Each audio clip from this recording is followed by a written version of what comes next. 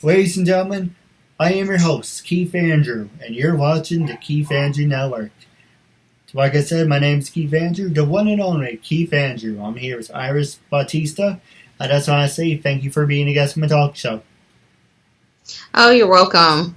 Now, the honor is all mine, and for people who want to know what my talk show is about, the whole point of my talk show is to show people that even with having a learning disability, I can still amount to something.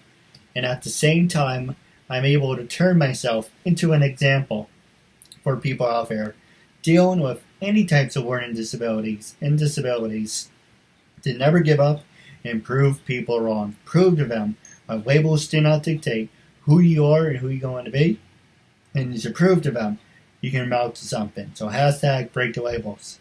So that being said, 33 minutes, half hour, 33 minutes of your time. Say anything you want, talk about whatever you want. Freedom of speech, self-expression, that's what the theme Uncensored is. And with that being said, what can you tell us about yourself? I'm Iris Bautista. I'm a small-time actress. Barely started in 2014. But I understand the disabilities. I have a son as well who's disabled. He works right now for the Boys and Girls Club for just like a volunteer.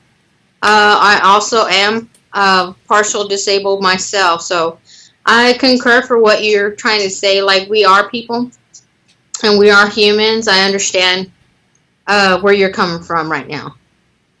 No, absolutely. It's not about, whatever labels people put on you. You got to show them that labels say, for an example, I was labeled handicapped, mentally disturbed, retarded, and don't mind me, I have to let my cat out. Hi, Cassie. Every time I do the interview, you do this. No. Sorry about that. No problem. Like with everyone, my cats think it's a big joke. So every time I sit down to do the interview, they start singing and meowing, or have people knocking at the door. It's really obnoxious after a while. But I guess that's the cons for living at home. Oh, no, I have 2 puppies of my own, and it's like they want attention too. I know what you're talking about. They know what we're saying too. They're funny. They are. So I was saying about labels. I was labeled handicapped, mentally disturbed, retarded. I wasn't going to amount to anything. I was going to be put in a group home. I was going to be a burden for people. But I'm showing you, hey, look at what someone with a 5th grade level who reads and learns at a 5th grade level, look at what he's able to accomplish. So that's the same thing. And if God gives you a shitty hand, first thing you got to do is wash your hands. And second thing you got to do with that is make the best of it. Yeah, I understand. No, I was also labeled. I was not going to amount to anything. I was not going to, just pretty much, I'm always going to have everybody always taking care of me. I stuttered a lot. I didn't know how to read or write as well. So that didn't happen. I just accomplished what I accomplished right now. Being an actress now, I'm really happy. Seeing myself getting a good part and then being on the red carpet, it wasn't dramatic, but I was happy that I actually did that. And my son seeing me saying, hey, good job. And he's handicapped, like he can't even speak or do a whole lot. He actually said, I'm proud of you, Mom. I'm proud of you, And that's a good feeling that, we all can come together and understand each other. But people just still see us like, hey, why is he out here? Or, what are you doing having more success than I am? You know what? It's just one of those things that you accomplish to do it, and you prove them wrong one way or another. And I see what you're doing. You're proving them wrong. That's really good. I'm proud of you. You actually, you're coming up and you want to do something about it. No, absolutely. Now, my next question I was going to ask you is, I saw that you were an upcoming actress. Who influenced you to become an actress, and how many years have you been acting? When I was 5, I was in theater, and you know, little kids were always bullying me, saying you can't do that, and I influenced myself, saying no, I'm going to do it. You cannot put that on me and say I can't. So from since I was like 5, I just been just going. Nobody influenced me. I just did it myself. And I'm still going at it, you know. So, I mean, I'm still going to keep going. Now, the next question I was going to ask you, you did mention you have a disability. So now, being an actress, were you ever labeled or stereotyped because you had a disability? And were you only getting disability roles? Nobody has actually caught that on, you know. With today's society, everybody's always, you know, on the phone, texting. I don't think they've never caught that on. I mean, I guess what you can say, acting has played a real good role for me because I'm actually pulling it off. Nobody's really caught that. No, the same thing for me. You know, I'm doing a talk show and people are like, we don't see the disability. And it's like, well, I put a good mask on. Yeah, that's what I'm saying. I mean, with my son, you can tell. With me, you cannot tell. But touche. I mean, I saw you and I was like, no way he's disabled. I mean, I guess the appearance right away. And if they really get to know you, they start finding out, you know, yeah, you know, she is disabled or he is disabled. But after they get to know me, you know, they start saying, you know what, you're a really sweet person.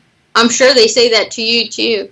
They even accomplished my son, you know, after getting to know him, he is very sweet, you know. So, like I said, they haven't caught on to it.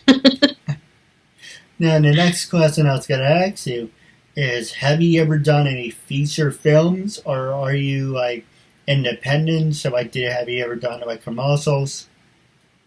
I have done a commercial with the ear, nose, and throat here in San Angelo, and then yes, there's a movie that just came out, Zombies versus Aliens in Space. I also was a background for Battle Angel of Alita with James Cameron and Robert Rodriguez.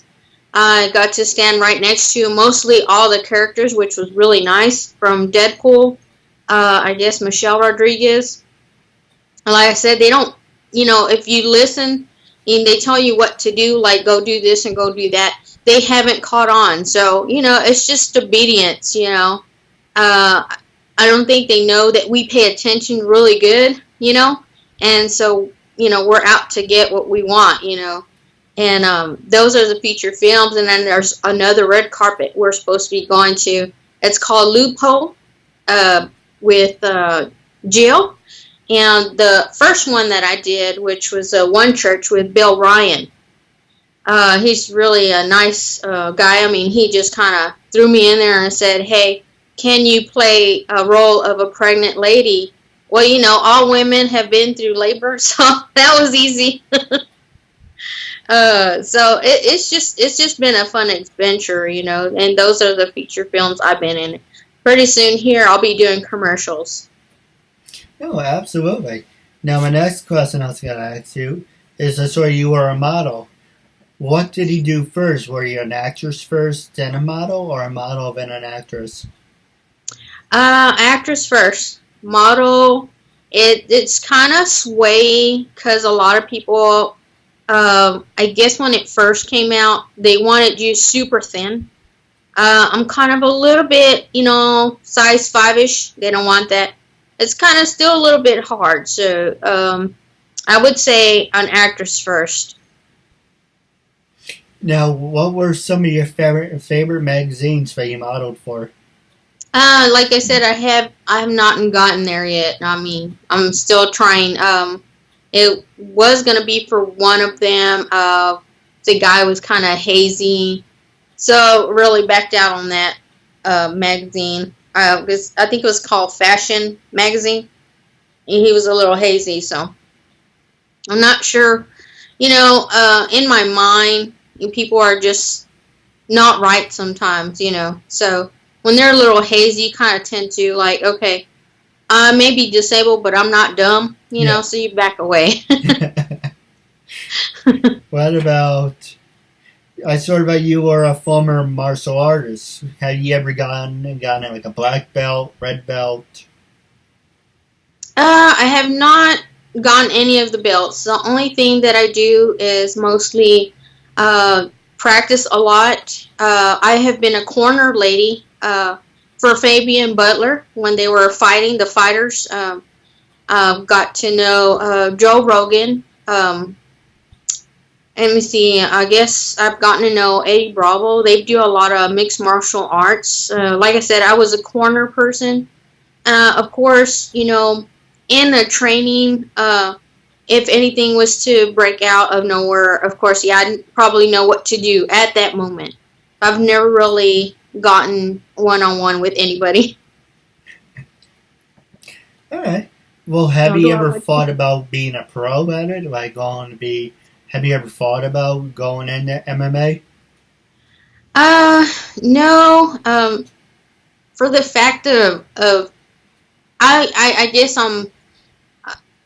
in training is different to being in a corner, in the ring itself. I don't think I want to go there. I think I like my face. To me, I think about that stuff, I guess, like, hey, if I go on the acting scene, how's my face going to look? Is it going to be this swollen? Or, I don't know. I see a lot of the women, they're pretty banged up. But no, I've never thought about being in the ring.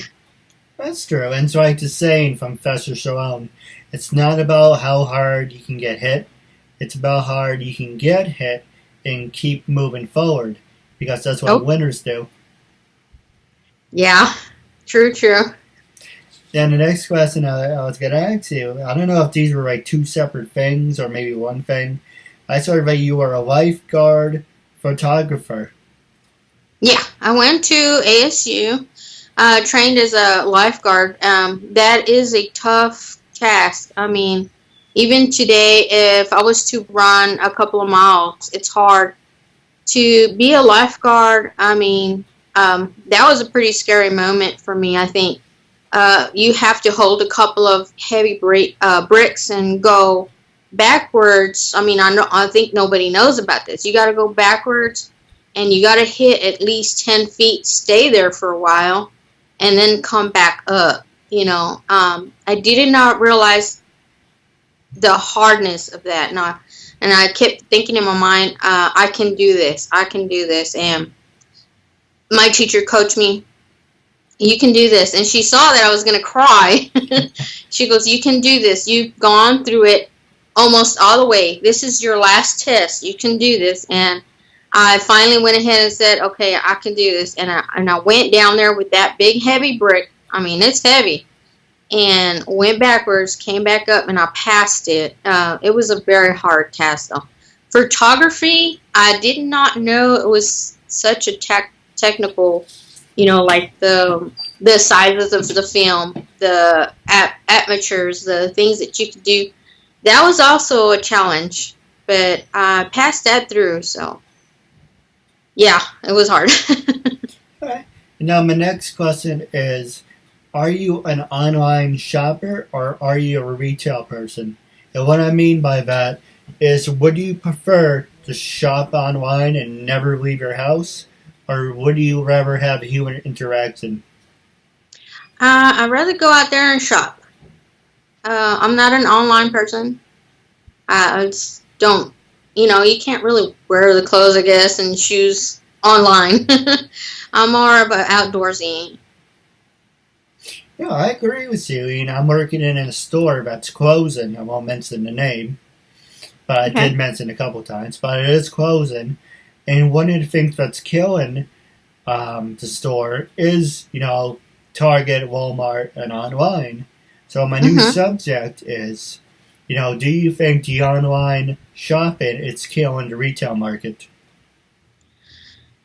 Yeah, it is. I prefer if anybody, I know it's a hard thing. Maybe it's just maybe somebody don't want to go out there. They don't want to face people, which I understand.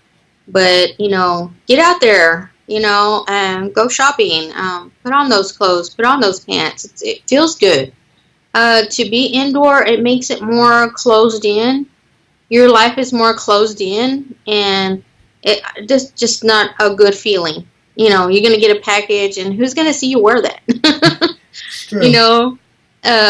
Being out there, you're gonna have that feeling, and you just, hey, mom, it looks good, or husband, or whoever, hey, does this look nice? And you feel good about, shopping out there. Yeah, I agree. Go out there. No, absolutely. And there's certain things that will never go away. Like getting a haircut, that will never go away. Going to the park, going to the beach, that can never be duplicated. Going to the movie theaters, that may stay, that may not go. But then you won't hear people's criticism during the movie, or the good old fasten and coughing in the public. Oh gosh, I laugh a lot. I'm so bad. I mean, I think it was called Blockers. I just watched that movie. I mean, I could not stop laughing. I think I had the whole theater just laughing at my laugh because I couldn't stop. I mean, you gotta watch Blockers. It's too funny. But yeah, good old fashioned going out. Yeah, I agree. Now, my last subject to you, then we could take a commercial break and I'll pass the show over to you, is social media. Can social media make you or break you? And especially because, you and me and your son have disabilities. Do you think that helps or do you think it hurts? Ooh, tough question. So right now we're doing social media, so it's very helpful, and I'm sure it's helpful to you.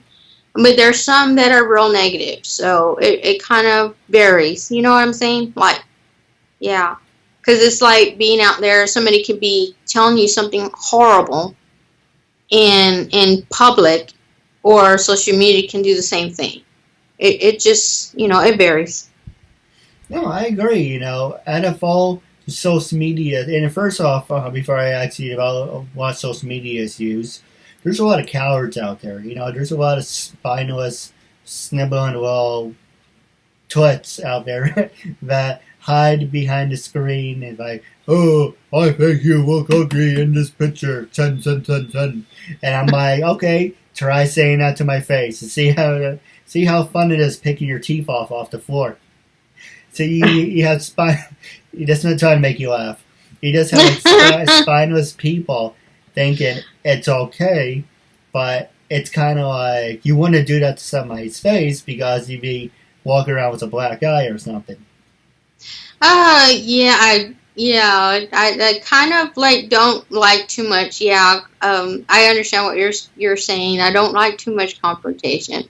If somebody says something really snippy, I tend to walk away, because one or two things, you could go to jail, I could go to jail, or both of us could go to jail. Let's not go there. So I tend to just go ahead and laugh and walk away. That's just the best way to do it. Just, it's whatever. Because, I'm going to wake up in a peaceful mind, versus you're going to keep dreaming that over and over about what you said. So I'm not going to worry about it. Looking back at my old interviews, and I made a promo today. So I'm going to do a promo right now, to be honest. Every Sunday, you see on my website, KeithAndrewNetWork, brand new show called Flashbacks. I like the name Flashpoint, but for people who know Flashpoint, that's an ABC show, so I couldn't really use it. But during the promo, I say Flashpoint. I'm like saying, stop saying Flashpoint. It's not Flashpoint. It's Flashbacks. Anyway, even though I do like the name Flashpoint. Anyway, so I'm Sounds good. It is. And so, as that being said, I'm like, every Sunday on the Keith Andrew Network, you see flashbacks. All of Season 1, Season 2, Season 3, all the way up to Season 5. And for an example, say, hey, you want to see my episode today? And you'd be like, yeah, well, I can't see it. It's Sunday. I'm working, or I'm taking care of my son. I can't see it tomorrow. Good news. All week long, from that Sunday to the following Sunday, you get to see that episode. So no one has any excuses. So I'm playing all my episodes from the very beginning. And there's some parts of it where I do say, welcome to Uncensored. Because I do say, in the very beginning, give me the highlights real fast. I was originally called Uncensored. I like the name. I'm a big wrestling fan, as you can see. So I liked how WWE is brought to you by Snickers and Hershey's. And I was like, why not have the KeithAndrewNetWork brought to you by Uncensored? And then, long story short, I had some roadblocks. And I had a chance to do it over or walk away. So I said, hell with it, I'm going to do it over. So I rebranded myself as the KeithAndrewNetWork. But if you watch back in the early episodes, going back 2013 and on, it's like, my name's Keith Andrew, and you're watching Keith. Actually, I didn't say Keith Andrew Network. You're watching Welcome to the Keith Andrew Network, and this is Uncensored. And I do my old speech, and I'm like, good thing I don't use that anymore. But I'm trying to get new fans and new followings, so I created a new show saying here, instead of saying, for an example, oh, here's YouTube. Go to YouTube, look up my old work. Maybe I can market it better by saying, here's a brand new show, Flashbacks, every Sunday, all week long.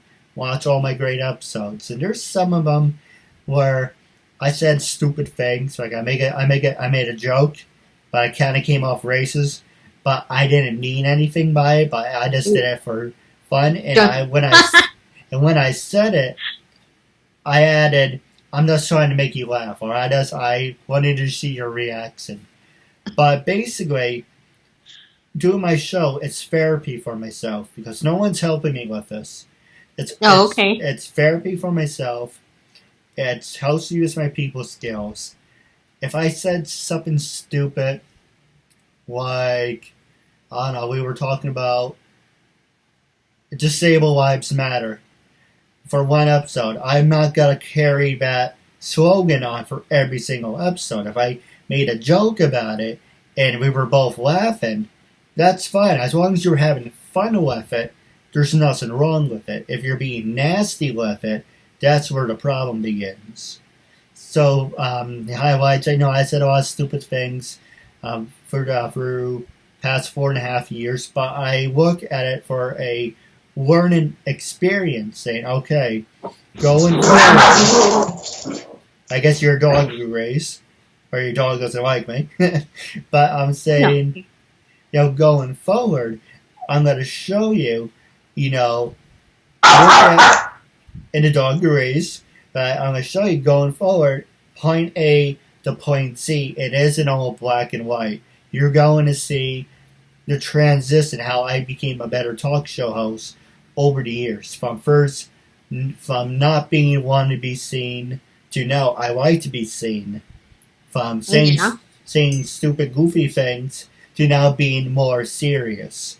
So you see the transition over the years. But, I'm no perfect by stretch of imagination, but, Well, that's good. I mean, you're doing good. I mean, that's awesome. As everybody always tells me, hey, can you sing? You know what? I can, but not in public. It's weird. But as acting, I'm okay with the cameras, all over everything or all over me. It doesn't bother me, but for some reason, singing does. So, I mean, you broke that, from, that to being seen. So that's good. I mean, that's good. No, absolutely. We're going to take a quick commercial break. What's the last 8 minutes left? I'm going to pass the show over to you, and you can ask me anything you like. Okay. Arlene Schofield. My name is Shireen Snow. My name is Carla A. Miles. Diana Camuto. This is Christine Dunford. I'm me, Eden. Caroline Macy. This is Walker Fannin. I'm Camille Dixon. I'm Miss Dates Woodham. My name is Linda Preston, and you're watching the Keith Andrew Network. Me, Mark Medley. Hi everybody, this is Mark Neely. Barry Papick. This is Peter Bruno. My name is Kyle Collier. This is Julio Santiago, better known as Dynamite. I'm Richard Epcar. Lawrence Chow. This is Kerrigan Mahan. This is Goldar. And we both support Keith Andrew. My name is Ron Wasserman, and I am supporting Keith Andrew and what he is doing, and you better do the same, or I'm gonna come kick your ass. Ladies and gentlemen, I am your host, Keith Andrew, and you're watching the wonderful, creative show of the great mind of Keith Andrew. Some people would say I don't have a mind, but, a lot of people have a right to their opinion. And some people should just keep their mouth shut. I guess I'm one of them. Anyway, welcome back to the show. I'm here with Ms. Bautista. I just want to say thank you for sticking with us. And now with the last 7 minutes and counting, I'm going to pass the show over to you. This is your time. You can ask me anything you want. You can promote anything you want. Gloves off. I have nothing to hide. Okay. Thank you for choosing me and to talking to you on your show. Realistically, what is your gain and what do you want from the people? What do you want out of respect, or you want them to notice what ability about you? Great question. I know it sounds like an oxymoron. I want to be rich. I want to be rich and famous. And I'm not asking to be an A-lister. I'm not having, paparazzis popping out of my arms or anything. If I become a B-lister, a C-lister, at least someone established and I could be remembered for doing something or making a difference. That's all that matters. Okay. God forbid, one day I'm on my own, it would be nice to have money to fall back on. But more importantly is you live only once. And when you die, it's how you want to be remembered. And with that being said, this is your time, not mine. Okay. Well, my next question is, I believe that are you wanting to help others with disability, and you wanting to spread that, make sure that everybody's aware there's a lot of disabilities and different disabilities, and how would you come about helping them? All right, and for an example, someone said to me, "How is this show going to help me?" Like you were just saying. Mm-hmm. But I'm basically showing you, hey, look at someone who's labeled handicapped, retarded, mentally disturbed, who reads and learns at a 5th grade level. If I'm able to do something that I'm passionate about, you and your son or anyone out there have absolutely no excuses whatsoever of saying, well, I can't do it. What I'm going to say is get off your ass, find something, and I have no filter. Freedom of speech, I like walking to the beat of my own drum. And this is the truth.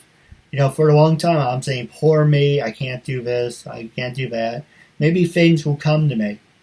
But I realized one day you have to get off your ass and you have to do something.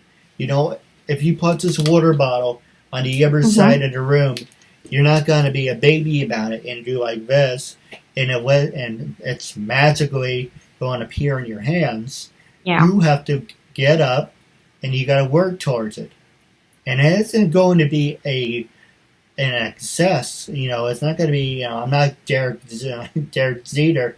It's got to hit a home run overnight. I worked 4.5 years for this. And I work on this 24/7. Everyone makes jokes about it. My friends and my family says this is never going to amount to anything. You're wasting your time.